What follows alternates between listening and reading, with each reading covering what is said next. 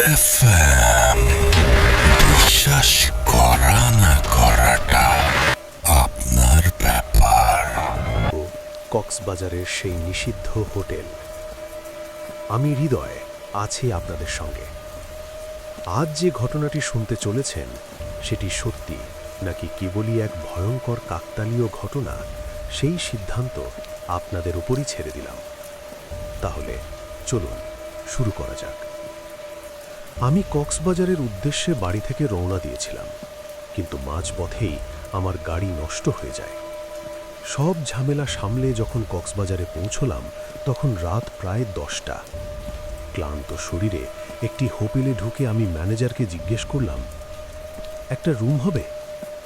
Manager কিছুক্ষণ আমার দিকে তাকিয়ে থেকে বললেন, একটা রুম খালি আছে, তবে একটা কথা মনে রাখবেন।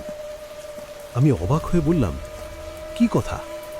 তিনি নিচু স্বরে বললেন, মাঝরাতে যদি ঘুম ভেঙে যায় কোনো অবস্থাতেই রুমের বাইরে বের হবেন না, করিডোরে হাঁটাহাঁটি করবেন না, যতটা সম্ভব রুমের ভেতরেই থাকবেন। কথাটা শুনে একটু অদ্ভুত লাগলেও আমি আর কিছু জিজ্ঞেস করিনি। রুমে গিয়ে ব্যাগ রেখে ক্লান্ত শরীর নিয়ে ঘুমিয়ে পড়লাম। কিন্তু রাতের কোনো এক সময় হঠাৎ প্রচণ্ড ঠান্ডায় আমার ঘুম ভেঙে গেল। মনে হচ্ছিল এসি যেন বরফের বাতাস ছাড়ছে। আমি কাঁপতে কাঁপতে ব্যাগ থেকে একটা ফুল হাতা শর্ট বের করার চেষ্টা করছি। ঠিক তখনই কেউ আমার দরজায় টোকা দিল।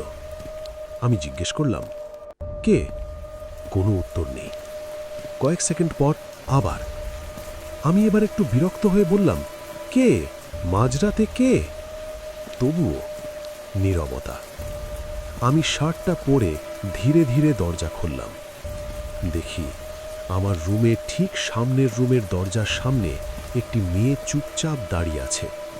তার মুখটা ফ্যাকাশে, চোখে অদ্ভুত এক ভয়ের ছাপ। আমি জিজ্ঞেস করলাম, তুমি কি আমার দরজায় টোকা দিয়েছিলে? সে ধীরে মাথা নাড়ল। হ্যাঁ। আমি বললাম, কেন?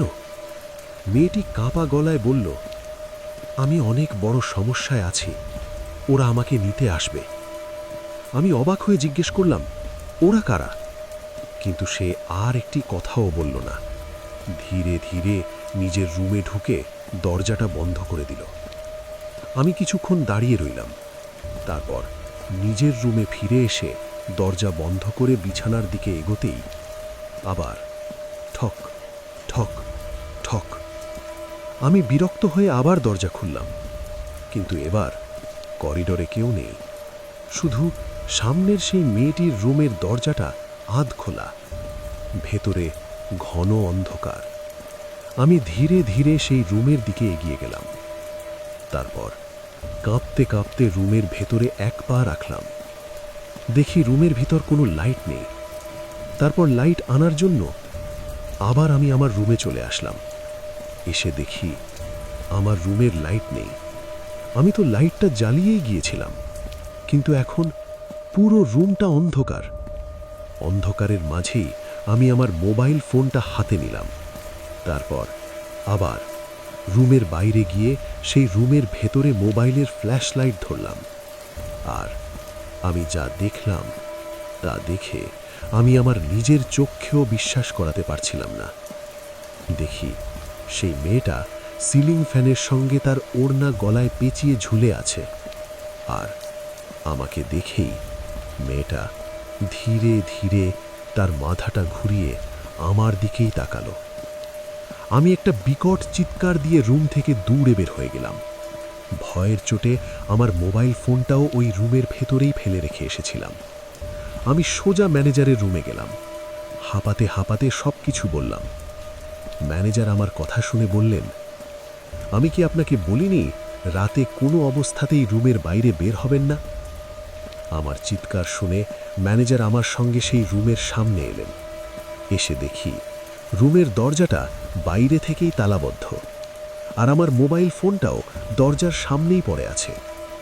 ম্যানেজার একজন কর্মচারীকে ডেকে বললেন, এই রুমের চাবিটা নিয়ে এসো।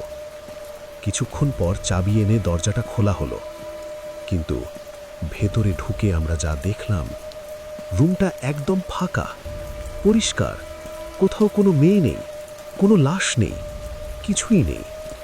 তারপর ম্যানেজার আমাকে ডেকে বললেন, শোনেন, অনেক বছর আগে একটা মেয়ে বাড়ি থেকে পালিয়ে এসে এই রুমেই গলায় ফাঁস দিয়ে আত্মহত্যা করেছিল। তারপর থেকে মাঝে মধ্যেই আমাদের কিছু অতিথি তাকে দেখতে পান। এই কারণে আমি আপনাকে রাতে কোনো অবস্থাতেই রুমের বাইরে বের হতে নিষেধ করেছিলাম। আজকের গল্পটি এখানেই শেষ। গল্পটি আপনাদের কেমন লাগলো অবশ্যই কমেন্ট করে জানিয়ে যাবেন। এই গল্পটি আমাদের কাছে পাঠিয়েছেন রংপুর থেকে রাব্বি ভাই। ভাই, আপনাকে অসংখ্য ধন্যবাদ আপনার মূল্যবান সময়ের এই ভয়ঙ্কর অভিজ্ঞতাটি ভূত এফএম এর সঙ্গে ভাগ করে নেওয়ার জন্য। আজ তাহলে এখানেই বিদায় নিচ্ছি। আবার দেখা হবে নতুন আরও একটি ভয়ঙ্কর গল্প নিয়ে। ততক্ষণ পর্যন্ত ভালো থাকবেন, সুস্থ থাকবেন। আর যদি ফেসবুক থেকে দেখে থাকেন তাহলে ফলো করে যাবেন। আর যদি ইউটিউব থেকে দেখে থাকেন তাহলে সাবস্ক্রাইব করে আমাদের সঙ্গেই থাকবেন। ধন্যবাদ।